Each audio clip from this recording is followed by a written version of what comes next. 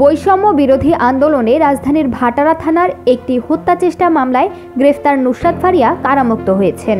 আজ মঙ্গলবার বিকেল 3:30টার দিকে কাশিমপুর মহিলা কেন্দ্রীয় কারাগার থেকে তিনি কারামুক্ত হন। কারামুক্ত হয়ে মঙ্গলবার বিকেলে নিজের ফেসবুক পেজে একটি স্ট্যাটাস দেন তিনি। এ সময় তার পাশে থাকার জন্য সবার প্রতি কৃতজ্ঞতা প্রকাশ করেন অভিনেত্রী। এরপর তিনি লেখেন, সবাইকে অনেক অনেক ধন্যবাদ এবং কৃতজ্ঞতা যারা আমার পাশে ছিলেন। শারীরিক অসুস্থতার জন্য আজ কথা বলতে পারিনি। সুস্থ হয়ে খুব দ্রুত ফিরে আসব আপনাদের মাঝে। এর আগে মঙ্গলবার সকালে নুসরাত ফারিয়াকে জামিন দেন আদালত। উল্লেখ্য, রোববার দুপুরে থাইল্যান্ড যাওয়ার সময় ঢাকার হযরত শাহজালাল আন্তর্জাতিক বিমানবন্দর ইমিগ্রেশনে অভিনেত্রীকে আটকে দেয় ইমিগ্রেশন পুলিশ। এরপর ফারিয়াকে ডিএমপির ভাটারা থানায় থাকা এক হত্যা চেষ্টার মামলায় গ্রেফতার দেখিয়ে আদালতে তোলা হয়।